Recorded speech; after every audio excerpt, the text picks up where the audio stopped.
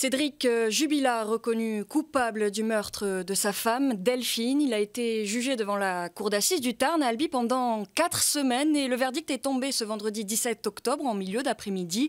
Près de 5 ans après la disparition de sa femme, Cédric Jubilard est condamné à 30 ans de réclusion criminelle. Les avocats de la défense ont annoncé faire appel de cette décision. On décrypte ce verdict avec nos journalistes et un avocat pénaliste dans cette 5e émission.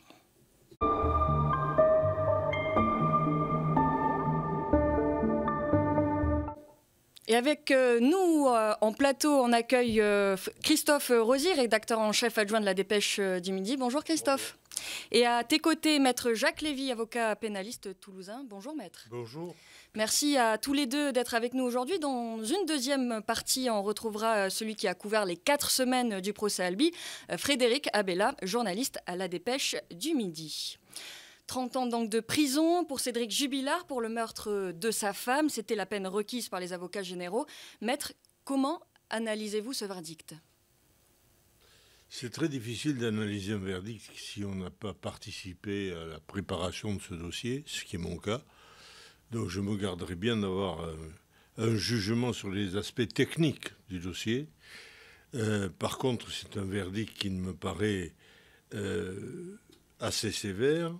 Et je pense que les avocats ont raison de relever appel. Pourquoi je dis cela ? Parce qu'en réalité, cette affaire s'est passée exactement dans la même salle que l'affaire Viguier, que je défendais à l'époque. Et nous avions quasiment une situation semblable. Puisqu'on n'avait pas de corps, pas d'aveu, et on était exactement dans la même situation, à part que Viguier avait déjà été acquitté une première fois devant la Cour d'appel de Toulouse, et qu'ensuite il a été renvoyé en appel devant la Cour d'Albi, où nous avons plaidé à ce moment-là. Donc le problème était un peu différent, puisqu'il était libre, contrairement à Jubilard, et que nous avons pu nous exprimer totalement pendant une durée plus longue que ce procès d'ailleurs, puisque ça fait plus de mois que nous avons traité ce dossier Viguier. Deuxièmement, les deux personnes concernées n'étaient pas les mêmes. Il est évident que Jacques Viguier, professeur agrégé de droit, est très différent de Jubilard et qui a donc une facilité pour s'exprimer très différente de celle de Jubilard. Et c'est vrai que ça a beaucoup joué dans ce procès parce qu'il a réussi à s'exprimer très clairement et on a vu à quel point les erreurs ou les manquements qui avaient eu lieu pendant l'instruction et notamment l'acharnement qu'avaient mis certains policiers et en particulier contre Jacques Viguier ont joué un rôle important pour les jurés qui tout d'un coup se rendent compte que peut-être effectivement il y avait une volonté un peu excessive de vouloir décider et considérer Viguier comme coupable. Mais il a subi le même sort que Jubilard pendant toute la période précédente. C'est-à-dire toutes les campagnes de presse qui ont eu lieu ont toujours débouché dans l'esprit, et c'est encore vrai, dans l'esprit des Toulousains, sur la culpabilité de Viguier. C'est ce qui arrive un peu à Jubilard, mais on n'est pas du tout dans la même situation. Alors, le verdict en lui-même, moi, honnêtement, je n'ai pas d'avis à donner. Il vous paraît juridiquement fondé ? Alors, la discussion est la suivante. Qu'est-ce qui est plus important ? Est-ce que c'est l'intime conviction des jurés ou est-ce que c'est, au contraire, la concrétisation suffisamment forte de preuves contre l'accusé ? Je ne sais pas lequel des deux est le plus important. Les deux ont joué dans le cas de Jubilard, c'est clair.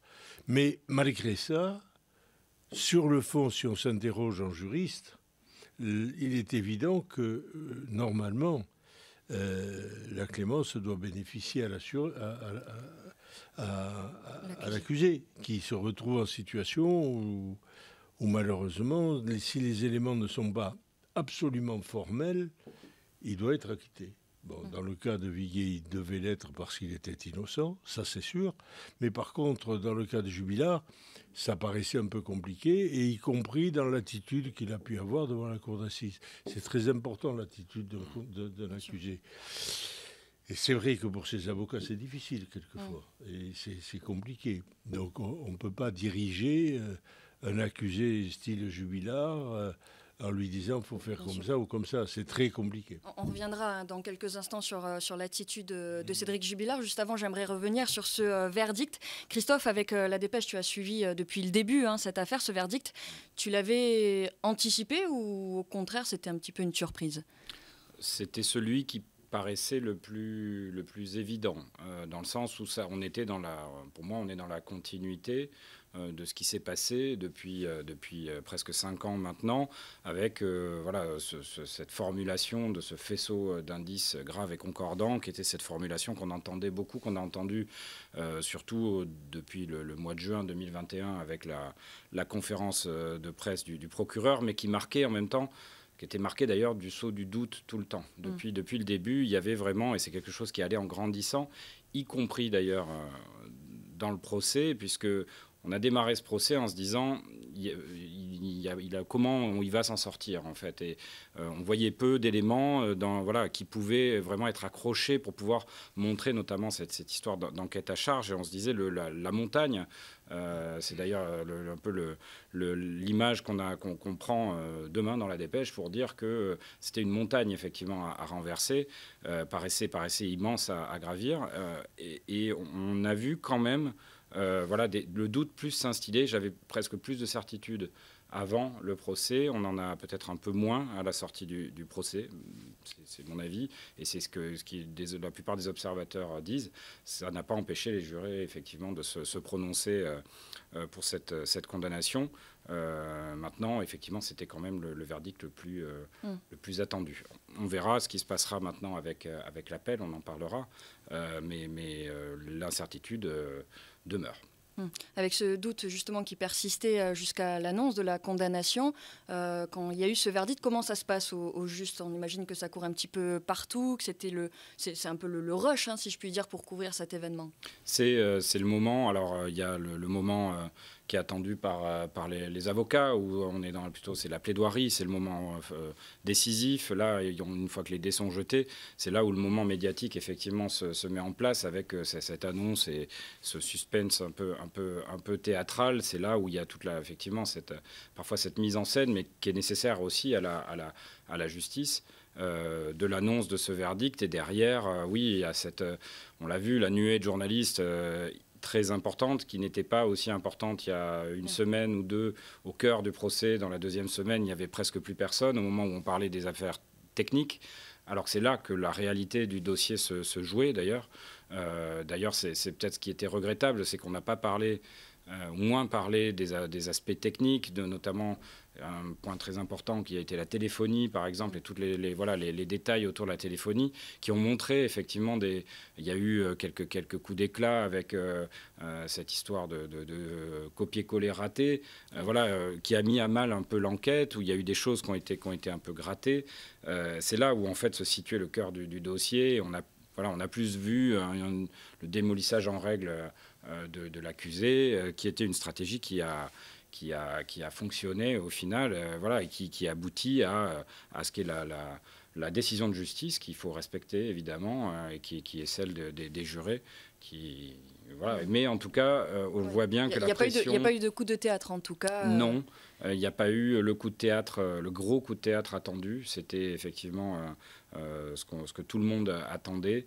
Je pense que c'était presque écrit, encore une fois, que les choses allaient avancer dans la même direction dans laquelle allait le dossier, puisque le dossier, nous, on le connaissait et on ne voyait pas où pouvait se situer ce fameux coup de théâtre qui pouvait d'un côté soit renverser la montagne, soit faire ressortir... notamment faire sortir Cédric Jubilard de son mutisme, ce qui nous a beaucoup marqué pendant le procès. En tout cas, ce verdict, cette condamnation, c'est une victoire pour les parties civiles, pour la famille de Delphine Ossaguel, épouse Jubilard. Je vous propose d'écouter les avocats. C'est une victoire pour toutes les parties civiles. Ça fait 5 ans qu'elles souffrent, ça fait 5 ans qu'elles sont endeuillées, privées de corps, privées de sépulture, privées de tombes, privées de la vérité. Aujourd'hui, c'est la vérité qui a gagné sur le mensonge. Delphine a été tuée. Elle a été tuée des mains de son mari, Cédric Jubilard, et moyennant quoi, il faut en tirer une fois encore les conséquences. C'est-à-dire que s'il est reconnu coupable de sa disparition, il est également reconnu coupable de la dissimulation de sa dépouille. Ce serait bien qu'on ait une remise en question de la conscience par rapport à ces enfants. Une dépouille, c'est important. Une dépouille pour un deuil, une dépouille pour avancer dans sa vie. Aujourd'hui, ils sont privés de cela, ces enfants, encore. Donc cette peine est à la hauteur de cette absence de dépouille. Une peine à la hauteur de l'absence de dépouille. Vous, maître, vous parliez de cette condamnation, 30 ans de prison, d'une peine pourtant sévère en ce début d'émission. Écoutez, il y a un appel qui va remettre toutes les parties sur un pied d'égalité, et l'appel n'interdit pas un résultat très différent de celui qui a été rendu en première instance. Donc je ne peux pas donner un avis précis sur la question. Ce que je crois, c'est que la peine est une peine sévère. Ça, je crois que c'est vrai. C'est une peine sévère, bien qu'elle n'est pas aussi sévère qu'elle aurait pu être, parce qu'elle aurait pu être pire. Ça n'a pas été le cas. En tout cas, le choix qui a été fait par le parquet général de ne réclamer que 30 ans, très bien, mais c'est un choix qui appartient au ministère public. Ensuite, l'appel va tout remettre en question. Donc, à partir de là, nous verrons s'il y a lieu de repenser les choses. Moi, je donne ma confiance aux avocats qui ont défendu Jubilard. C'est vrai que c'est une épreuve extrêmement fatigante, difficile, psychologiquement dure. Ce qu'on ne sait pas trop, parce que souvent on voit les avocats comme si c'était facile. C'est pas si facile que ça. Un mois d'audience, c'est pas facile. C'est très compliqué, c'est très fatigant et c'est pas facile. Donc, au-delà du fait que c'est pas facile, c'est une épreuve importante qu'ils vont revivre devant la cour d'appel. Peut-être mieux, mais là-dessus, je ne peux pas me prononcer. Nous verrons bien comment ça se passera en appel. Pour l'instant, nous n'avons pas à critiquer une décision de justice. Elle a été rendue en ce sens. Aujourd'hui, il reste détenu préventif. Il n'est pas condamné. Il y a une décision qui a été rendue, mais il reste un détenu préventif et non pas détenu condamné, ce qui garde un certain nombre d'avantages, notamment de droit de visite et autres. Mais tout est possible devant la cour d'appel. On ne peut pas en dire plus. Justement, je vous propose d'écouter les avocats de la défense qui ont d'ores et déjà annoncé faire appel de cette décision. Donc maître Emmanuel Franck et maître Alexandre Martin au micro de Mathis Gardan et Agnès Grimaldi. C'était violent surtout pour notre client. Voilà, nous respectons la décision du jury populaire. La cour d'assises populaire, nous ne l'avons jamais contestée dans son principe. Effectivement, nous sommes déçus, mais nous savions que quoi qu'il arrive, de toute façon, il y aurait un deuxième combat et nous allons nous remettre au travail pour préparer cet appel. Nous savions que cette affaire ne trouverait pas une issue définitive aujourd'hui. Donc nous allons continuer. Nous continuerons. Cet homme continuera à clamer son innocence et nous espérons que de futurs jurés y croiront. Donc il y aura cet appel qui aura lieu approximativement dans un an. C'est ça, maître, ce qui va se passer maintenant sur le plan. Oui, s'il n'y a pas de nécessité ou de demande qui soit faite devant cette nouvelle cour d'appel, de demander des investigations complémentaires que le président peut accorder. Mais en dehors de ça, normalement, c'est un an. Les appels doivent être faits en un an. Ne serait-ce que pour que les choses avancent assez rapidement et qu'on puisse avoir une décision définitive.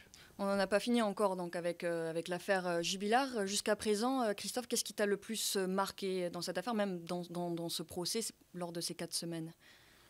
Ce qui est marquant, en fait, et c'est ce qui emporte quelque part, je pense, la décision des jurés, même si on n'en sait rien, et ce qui a beaucoup marqué les observateurs, c'est l'attitude de cet accusé qui, depuis, effectivement, et maintenant de Cédric Jubilard, c'est cette absence de réaction parfois cohérente, ces incohérences, ces à côté, tous les rebondissements ont presque tous concerné ces attitudes, ces déclarations, ces actes même, voilà, la façon dont il a pu se conduire en prison ou avec ce qu'ont pu relater des témoins, tout s'est axé là-dessus, mais aussi parce qu'il y avait ce manque de preuves et qu'il fallait aller creuser de ce côté-là. C'est ce qu'on a vu au cours de l'audience, cette attente aussi. Tous les observateurs voulaient savoir comment il allait réagir, quelle était son attitude. On lui a prêté des interprétations dans ses gestes, parce que c'est ce qui se passe toujours aux assises. Là, tout était tellement illisible que voilà, c'est vraiment ce qui m'a marqué, moi, dans l'affaire, c'est ces incohérences et cette attitude bizarre qui en a fait toujours le suspect numéro 1, et aujourd'hui, peut-être qu'il lui coûte effectivement cette condamnation. Maître, c'est cette posture, vous pensez qu'il a desservi ? Non, mais ça, je peux vous dire que, par expérience, l'attitude de l'accusé est fondamentale. Fondamentale. Dans l'affaire Viguier, figurez-vous, en première instance, où je n'étais pas son avocat, il n'a rien dit, Viguier. Il n'est pas intervenu. Et tout le monde s'étonnait de le voir sans réaction. Bon. Après ça, lorsqu'il a bien voulu que je le défende, j'ai beaucoup parlé avec lui. Je l'ai préparé le mieux possible. Quand je dis préparer, ça veut dire lui expliquer comment ça va se passer. Je lui ai dit à quel point son silence avait été négatif. Et justement, après de nombreuses discussions ensemble, il a accepté enfin de s'exprimer. Ce qui a tout changé. Et même la presse s'en est émue en disant « Tiens, qu'est-ce qui se passe ?» Il parle. Et il a tout expliqué. Il a tout... Et l'attitude du prévenu est fondamentale. Bon, alors après, comment faire pour arriver à le convaincre de changer d'attitude, d'avoir tel ou tel comportement? C'est un peu compliqué, c'est pas si simple, et ça prend beaucoup de temps, beaucoup de temps. On l'a eu ce temps, ce qui a permis de le faire, mais l'attitude de Jacques Viguier n'a rien à voir avec l'attitude de Jubilard. Les deux individus ne sont pas les mêmes. Et deuxièmement, non seulement ils ne sont pas les mêmes, mais ils ne sont pas du même niveau intellectuel. Et donc ça change complètement la situation. Et je crois que même si Maître Dupond-Moretti, avec qui je défendais Viguier, à la fin a cru faire un mot d'esprit en disant « il est con, Viguier », il l'a déclaré devant la cour d'assises, je n'invente rien. Ça n'a pas convaincu les jurés, parce qu'il n'était pas con. Voilà. Donc ça, c'est très important. Mais en dehors de cela, je pense qu'un verdict de cet ordre va ouvrir, je pense, une voie un peu particulière. C'est-à-dire ? Et je vais vous dire laquelle. Je pense qu'il y a un certain nombre, un certain courant de pensée va s'emparer de l'affaire Jubilard comme étant un exemple que pour une fois la justice allait considérer différemment les féminicides. Autrement dit, ça apporte du grain à moudre pour les personnes qui estiment que les féminicides sont mal jugés et en tout cas pas suffisamment jugés. Démontrer qu'un homme où on n'a pas le corps et où on n'a pas que des présomptions, permet de dire que cet homme va être condamné à 30 ans parce qu'il a tué sa femme, c'est très important pour les femmes et pour les féministes. Je pense qu'il va y avoir là un courant qui va se dégager sur ce point-là, et qui est très éloigné du procès en lui-même, mais qui démontre que, j'ai entendu d'ailleurs une avocate commencer à l'expliquer, ce point de vue, qui me paraît pas inintelligent, parce que ça démontre que le doute, certes, existe, mais quand il n'est pas suffisamment fort, il passe après les convictions des gens. Et je crois que dans le cas de Jubilard, le doute n'a pas été suffisamment fort pour les jurés pour le condamner. Quand il y a un doute. Mais ça dépend aussi de la façon dont l'instruction s'est déroulée, ce qu'il y a dans le dossier, ce qu'il n'y a pas. Moi, le dossier, je ne connais absolument pas ce dossier et je ne me permettrai pas de juger ce qu'il y a dans le dossier. Il a des avocats suffisamment compétents pour le faire. Une question, maître, oui. Pardon, excusez-moi, je vous coupe pour revenir sur l'attitude de Cédric Jubilard. Quand vous avez justement un client à défendre qui peut avoir, qui est imprévisible comme il lui pouvait l'être, dont on ne sait pas effectivement, qui n'a pas la maîtrise de son langage, de ses paroles. C'est un peu de votre faute. Non, je ne sais pas si c'est vous. Non, je comprends. C'est un peu de la faute. D'accord, je comprends de l'avocat. Oui. Je voulais dire, est-ce que la faute de la voilà, est-ce qu'il vaut mieux lui conseiller de ne pas parler parce que ça peut se retourner contre lui et que ça peut être très piégeux? Pas du tout. Ou est-ce qu'au contraire, il faut le laisser? Non, pas du tout. Il y avait un contexte où il y avait la Jonathan Daval qui, pour le coup, pleurait. La seule chose importante, c'est de lui expliquer et de lui faire comprendre à quel point son attitude, qu'il ne perçoit pas comme les gens extérieurs, il est lui-même, il ne veut pas changer. Mais à quel point cette attitude peut avoir un rôle fondamental. C'est ça qu'il faut arriver à faire comprendre. Et quelquefois, même à des gens très intelligents. Viguier, c'est un type remarquablement intelligent. Je peux vous dire qu'il m'a fallu du temps pour arriver à lui dire, attention, telle ou telle attitude est excessivement négative. Quand vous n'avez pas parlé en première instance, vous avez été acquitté aussi en première instance, parce que vous avez eu deux très bons avocats aussi. Mais cet acquittement, faites attention, on repart devant une nouvelle cour d'assises et vous pouvez être condamné. Donc il faut que vous changiez d'attitude. Et c'est ce changement qu'il faut arriver à faire. Moi, je n'ai pas de conseil à donner à mes confrères. Quand on voit que Jonathan Daval, juste avant qu'arrive cette affaire, était sous le feu des critiques parce que justement, il était un petit peu peut-être trop expressif. Est-ce que finalement, il y a une bonne attitude à avoir sur le banc des accusés? Il y a une attitude à avoir, oui. Il y a une bonne attitude à avoir. Ne pas refuser de s'expliquer. Ne pas refuser de s'expliquer. Surtout ne pas le refuser. Il faut toujours que l'accusé s'explique. Même si c'est compliqué à expliquer. Surtout si c'est compliqué. Après, il peut critiquer l'instruction qui a été faite, il peut contester des éléments. Il y a des choses qui sont simples. Vous voyez, une anecdote. Dans l'affaire Viguier, on a fait toute une affaire dans l'affaire Viguier du matelas. Et ça ressemble un peu à la couette qu'il a lavée. Donc pour ça, je fais un peu la similitude.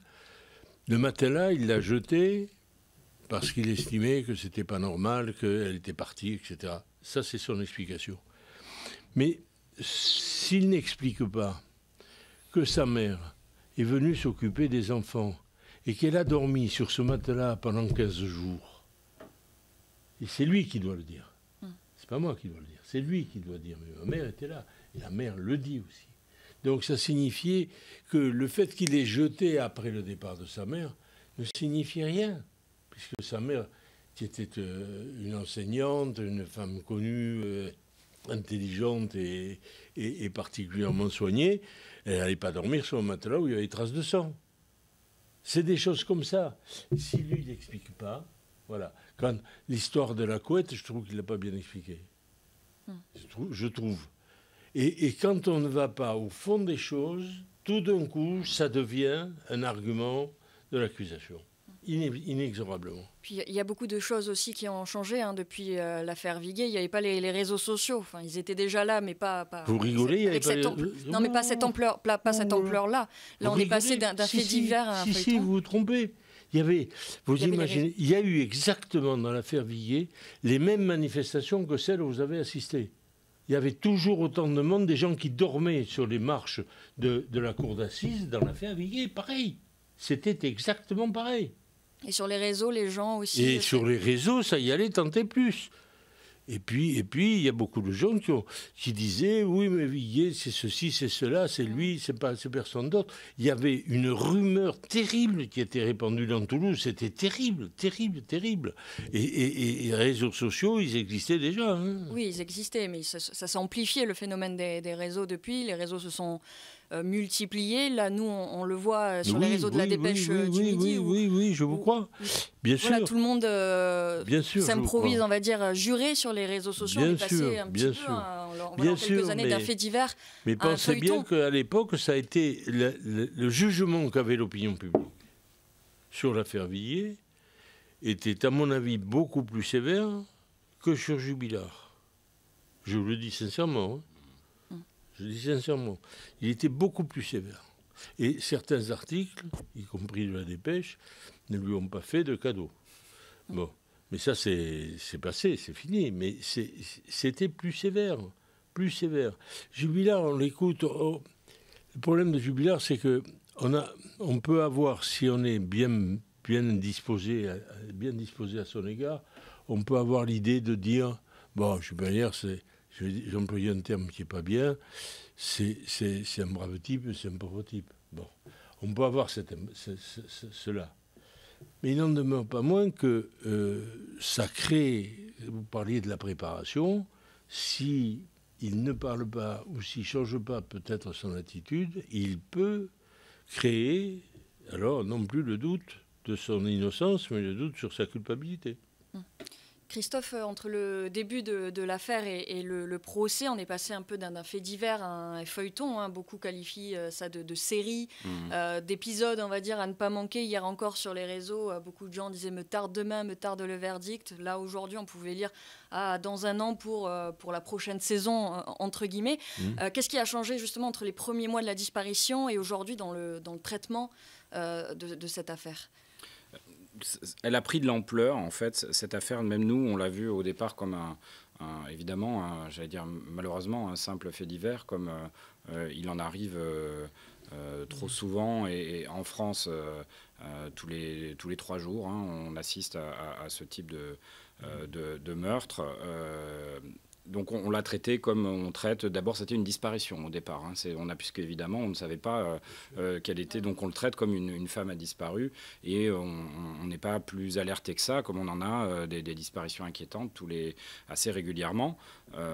Et puis on a vu effectivement assez rapidement une pression médiatique arriver, un intéressement, parce qu'il y a, on l'a déjà dit, une identification à un couple classe moyenne, banlieue périurbaine d'Albi, voilà, avec une identification facile, et puis beaucoup de gens qui parlent, beaucoup de rumeurs, et puis voilà, beaucoup aussi de parasites, des parasites qui arrivent très vite dans l'enquête, des gens qui croient avoir vu, des gens qui croient avoir entendu. À propos de l'affaire Viguier, Maître Lévy parlait de la rumeur qui courait dans Toulouse. Et dans Albi, on le sait, et dans tout le département, et jusqu'à Toulouse, courait cette rumeur qu'on l'avait vue là, qu'il y avait même des faux meurtriers qui se révélaient. Comme dans ces cas-là, effectivement, les choses prennent de l'ampleur. Et tout s'accélère, en fait, au mois de juin, avec la garde à vue et le placement en détention provisoire de Cédric Jubilard. Et là, d'un seul coup, on rentre dans le parallèle avec l'affaire Daval.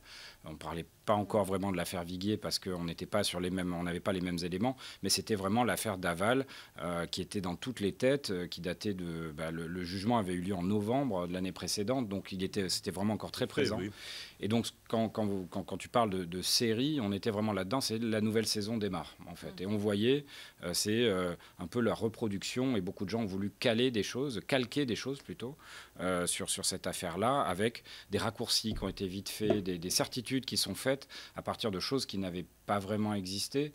Ça a été rappelé d'ailleurs au cours de l'audience où voilà des raccourcis qui ont vraiment été faits. Nous, d'ailleurs, dans notre traitement, on a essayé de s'atteler à rester le plus factuel possible, à mettre le moins de commentaires sur la culpabilité des uns ou des autres, à rester vraiment proche de ce que pouvaient nous donner nos sources, des enquêtes qu'on faisait, des reportages qu'on pouvait mener.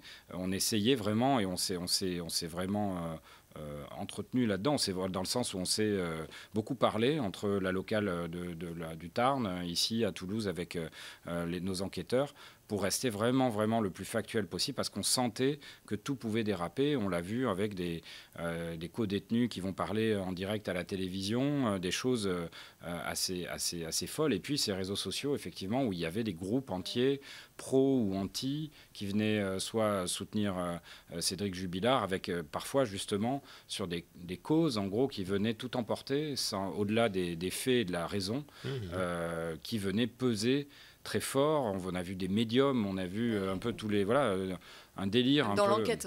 Oui, dans l'enquête, effectivement. Alors, ces médiums, il a fallu expliquer d'un seul coup, dit, mais les enquêteurs interrogent des médiums, c'est complètement fou. Ben, en fait, il a fallu expliquer factuellement pourquoi ils font ça. Par exemple, pour fermer toutes les portes, c'est le cas dans beaucoup d'enquêtes, pour être sûr qu'il n'y a pas une porte qui n'a pas été fermée quand on n'a pas d'éléments matériels évidents. On va fermer toutes les portes pour être sûr de ne passer à côté de rien, et ça se fait dans toutes les enquêtes. Mais là-dessus, ça a pris d'autres ampleurs, et on l'a même vu jusque dans l'audience, puisqu'on a cet enquêteur un peu indépendant qui a marqué un moment un peu difficile pour les parties civiles, puisqu'en gros, il a été blackboulé avec une explication technique assez incompréhensible autour de ce fameux point GPS. Tout ça a mis beaucoup de doutes, et dans le doute vient s'instiller toujours la rumeur et la fausse information. Donc pour nous, ça a été aussi, et c'est toujours une épreuve, puisque le feuilleton n'est pas fini pour le coup, de fausses informations. Et on va le voir dans les jours qui viennent, avec des gens qui vont contester la culpabilité au nom pour dénoncer telle cause, telle chose qui vient l'emporter sur la raison. La justice a parlé. La justice, maintenant, il y a un appel. Il faut respecter, justement, et nous, on va être là aussi pour le raconter et donner la parole, justement, aux vrais acteurs de cette affaire. Parce que, vous l'avez rappelé aussi, il y a une famille aussi derrière qui n'a toujours pas de corps. C'était important quand même de le dire, parce qu'on sort de ce procès en première instance avec une condamnation, mais toujours pas de vérité. Et c'est peut-être ce qui est le plus regrettable, et c'est pour ça qu'on ne peut pas... évidemment, ni se réjouir, ni se trouver des regrets là-dedans. En tout cas, on n'a toujours pas de grande certitude autour de ce qui est devenu la dépouille de Delphine Jubilard. On aura donc l'appel dans probablement un an, voire peut-être un an et demi. Ça va se passer à Toulouse aussi, probablement. On ne sait pas. On ne sait pas. Normalement, la logique voudrait que ce soit à Toulouse. Mais ça peut être à Montpellier ou ailleurs. D'accord. On n'est pas certain à ce jour que ce sera à non. Toulouse. On n'a pas d'informations là-dessus. Là-dessus, non. On peut s'attendre, en tout cas, au même engouement, si je puis dire, lors de l'appel. Ça devrait normalement être à Toulouse. En fait, normalement, ça devrait être à Toulouse, mais ce n'est pas une obligation absolue. L'engouement, oui, il sera forcément là. L'idée étant, encore une fois, de guider, par exemple, nos lecteurs, d'être sûr de leur donner les bons éléments pour comprendre, mais comprendre cet engouement aussi, et de le mettre en perspective. C'était d'ailleurs le tout premier jour du procès, c'était l'angle de notre dossier. C'était un peu pourquoi cet engouement, cette folie médiatique qui s'emparait de ce sujet-là, qui sera toujours présente, parce qu'on sera encore une fois dans ce feuilletonnage. Cette fascination pour les faits divers, pour la justice, elle n'est pas nouvelle, elle est presque vieille comme la justice, mais elle a pris de l'ampleur ces dernières années parce qu'elle correspond à un canon un peu sériel, justement, qui correspond bien au temps médiatique. Et on arrive à voir le recul nécessaire sur le moment, quand on voit la médiatisation, justement, et cette fascination des Françaises et des Français pour cette affaire. Oui, après... on voit que les choses n'ont pas tellement changé. Ça a été rappelé pendant l'audience aussi. Il y a une comparaison qui a été faite avec l'affaire Grégory et ses dérives, qui était effectivement, ça a été rappelé, une catastrophe judiciaire, une catastrophe médiatique aussi.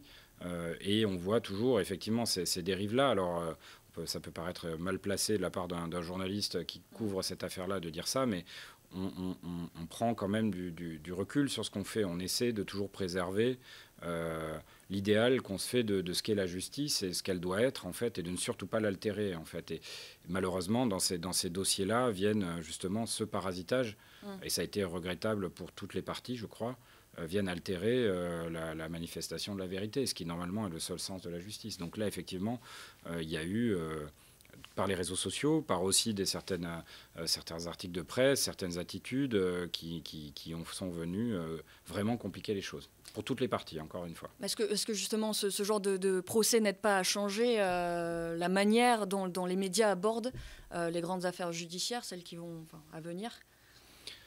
Je ne sais pas, c'est là où on prend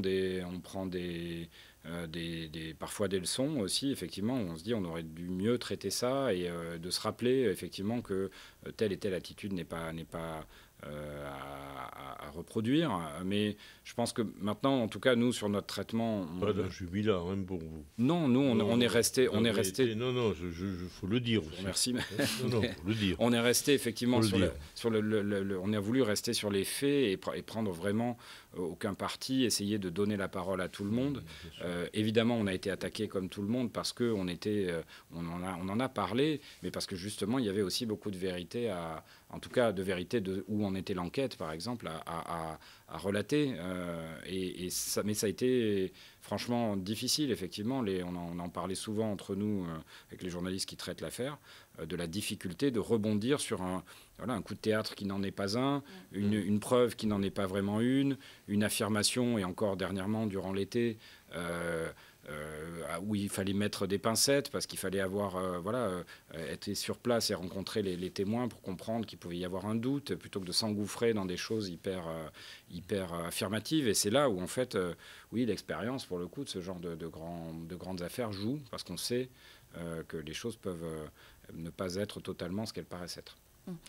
Maître, je vous voyais beaucoup hocher la tête pendant l'intervention de Christophe. Est-ce qu'en mot de la fin peut-être de cette première partie d'émission, vous aimeriez ajouter quelque chose donc, sur le verdict ? Non, mais d'abord, je voulais vous féliciter parce que vous l'avez traité, à mon sens, le mieux possible, sans écarter les problèmes peut-être gênants, et vous les avez traités de façon très objective, pour ne pas enflammer les fausses informations, les colères, etc.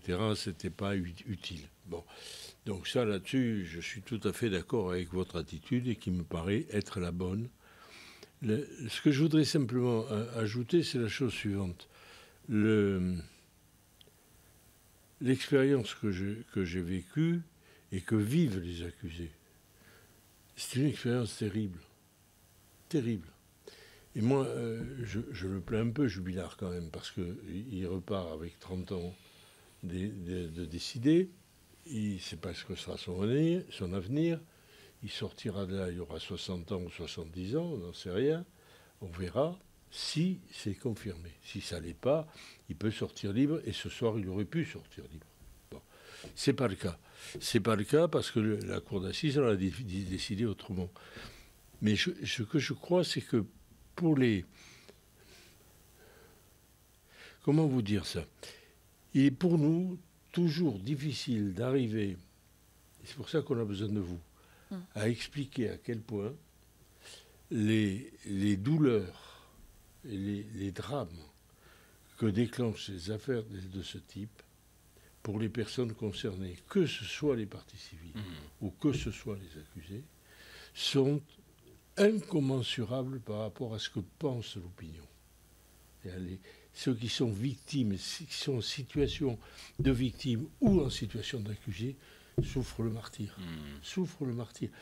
Et ça, je crois que c'est un éclairage qui, lorsqu'il est traité dans la presse, apporte beaucoup sur la réalité des choses. Voilà ce que je voulais vous dire. Merci beaucoup, Maître. Merci beaucoup, Christophe, d'avoir été avec nous sur ce plateau. On se retrouve pour la deuxième partie de notre émission, tout de suite avec Frédéric Abella, qui était sur place à Albi.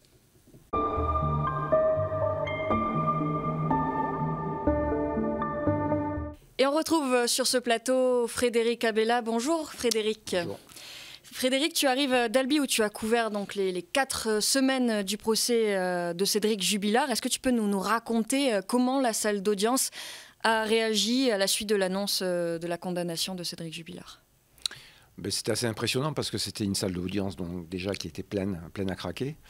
Le délibéré a duré à peu près un peu plus de 6 heures et à 15h15, donc dans un silence d'église, véritablement.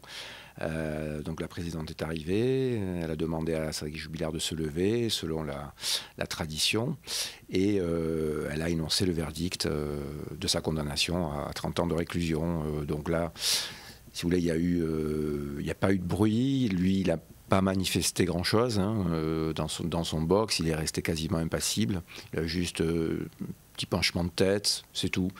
Et donc c'était un verdict qui était à la fois qui pouvait être attendu, qui a été accueilli avec aussi un petit peu à la fois d'étonnement aussi et de satisfaction selon les uns, selon les autres.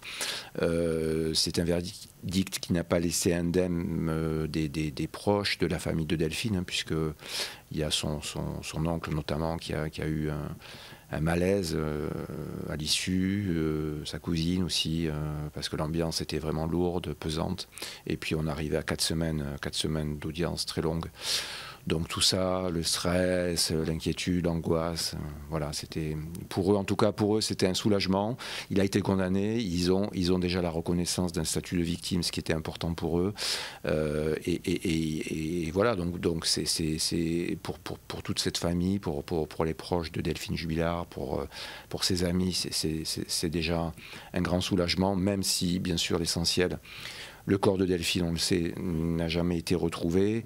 Elles espéraient des réponses, que Cédric Jubilard parle, puisse leur dire quelque chose, mais bon, il est resté de marbre.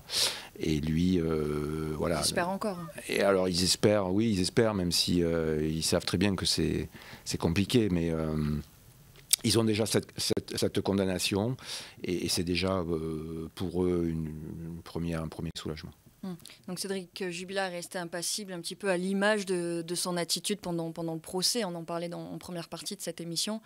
Vraiment, c'est ce qui a pêché. Et là, même là, à la suite de sa condamnation, non, il n'a pas été plus expressif qu'il ne l'a été déjà durant l'affaire et puis durant donc son procès. On a fait beaucoup le reproche à Cédric Jubilard, voilà, de n'exprimer aucune émotion, d'être dans une attitude très figée, d'être ce bloc de béton impassible, de renvoyer une image de mur sur lequel on se fracasse toutes les questions que l'on peut lui poser.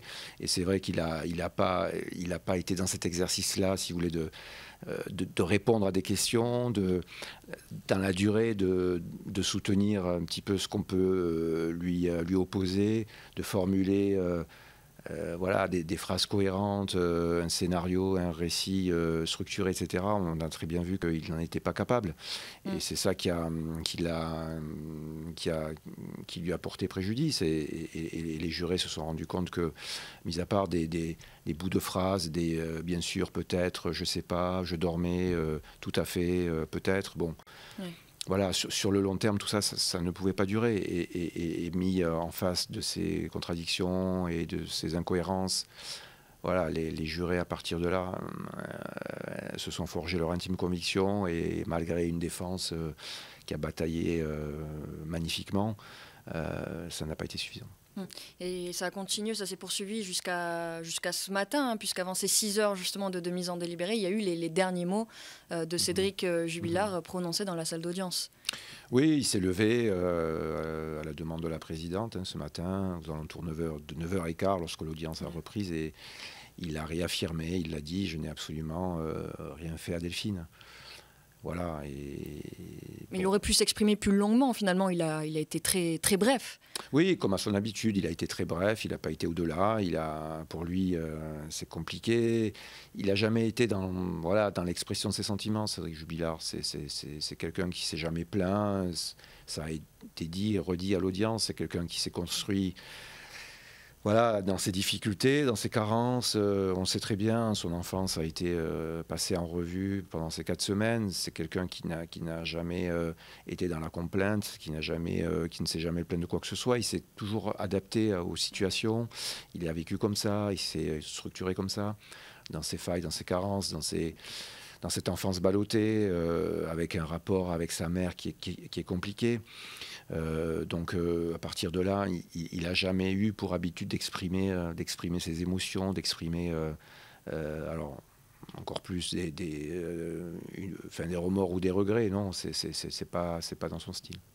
Tu parlais de cette ambiance pesante dans la salle d'audience. Comment c'était la même dehors? Est-ce que tu peux nous décrire un petit peu, nous raconter comment ça s'est passé en dehors de la salle d'audience, en dehors du tribunal?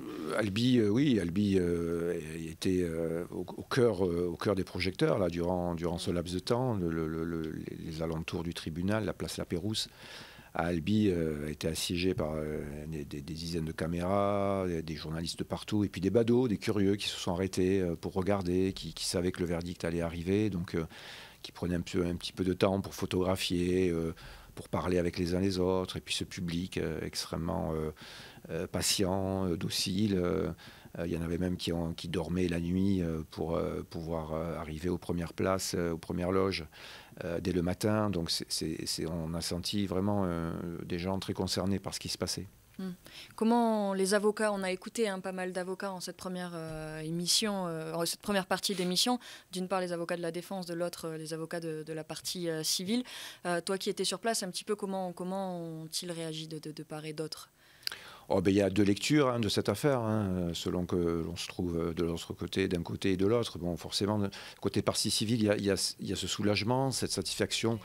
De voir que la justice, malgré l'absence de corps, d'aveux, de scènes de crime, la justice rend des décisions conformes à ce que ces parties attendent.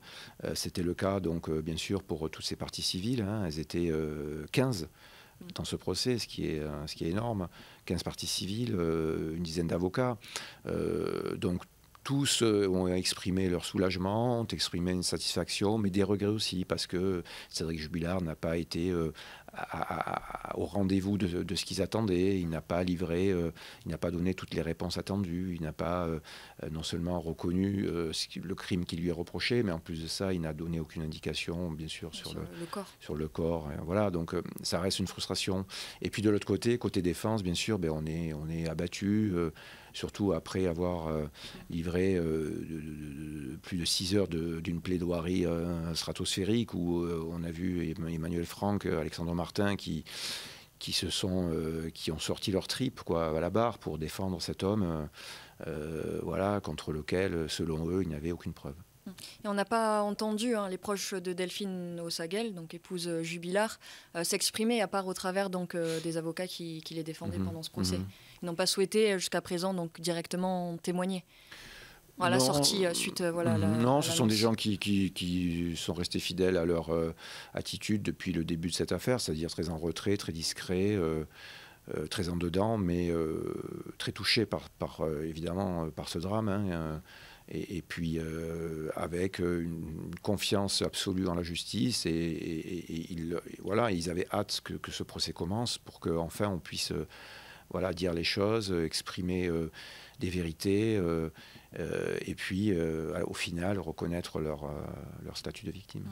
Cédric Jubilard, avant même que le procès ne démarre, avait été un petit peu, si je puis dire, jugé coupable par l'opinion publique. On le voyait un petit peu, nous, sur les réseaux sociaux et avec aussi cette grande médiatisation. Est-ce que la tendance s'est un petit peu, on va dire, inversée, a changé, du moins, d'une semaine à l'autre?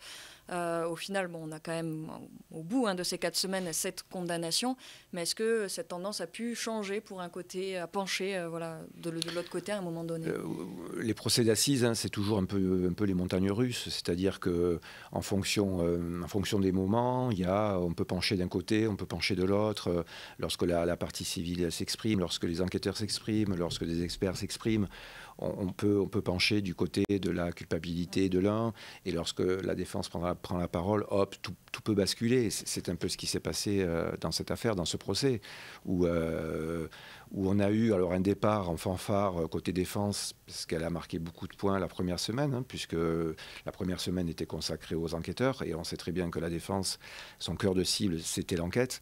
Donc la défense a marqué des points, parce qu'effectivement, côté enquête, il y a eu, on va pas l'ignorer, il y a eu quelques failles au début, en tout cas des incohérences, des incompréhensions.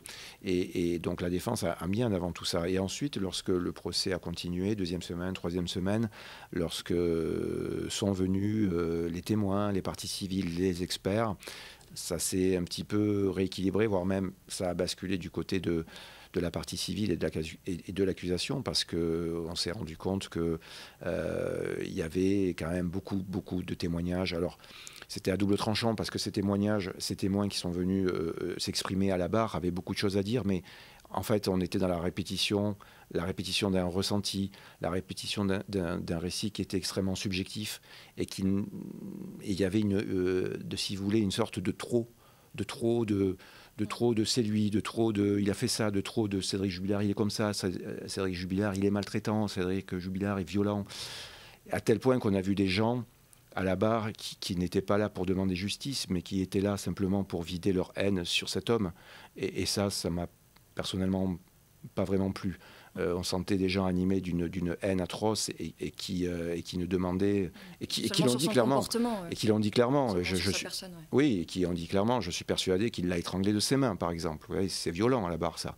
Mais bon, on peut comprendre. Il y a une colère. Ok. Après, si vous voulez, on a basculé dans toute autre chose. La 4e semaine. Avec les plaidoiries de la défense, où là, on a assisté à un basculement de l'autre côté.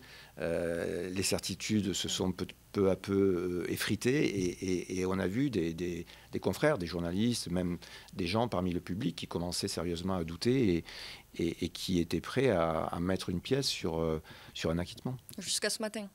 Jusqu'à cet après-midi. Oui, jusqu'au verdict, oui, voilà. Donc c'est ça les procès d'assises, c'est ce qui fait leur voilà, ce qui donne ce côté imprévisible et ce qui rend aussi les choses très à la fois très complexes et très humaines aussi.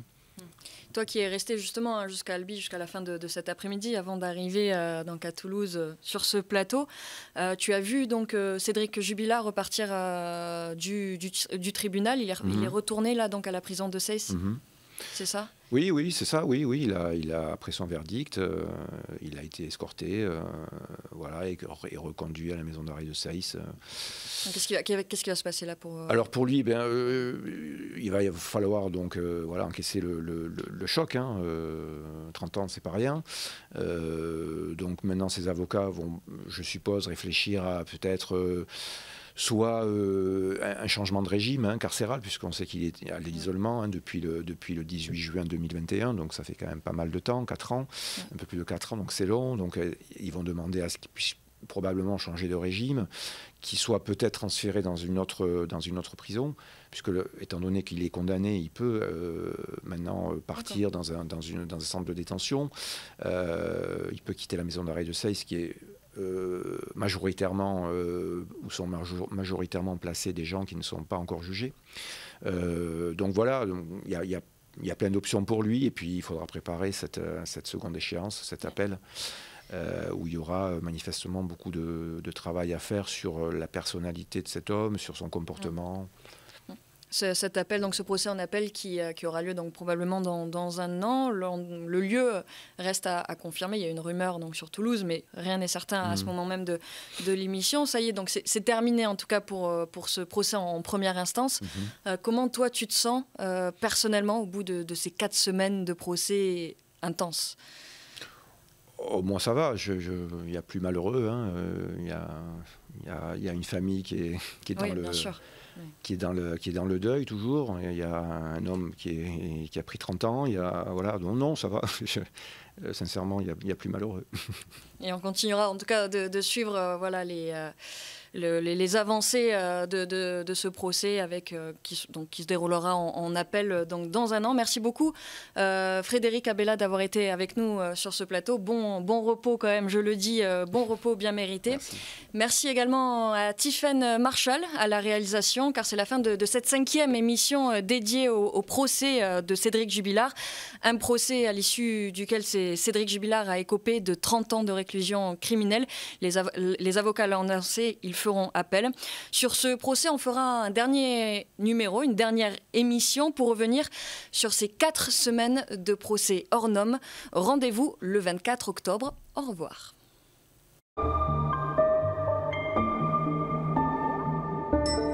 dépêche.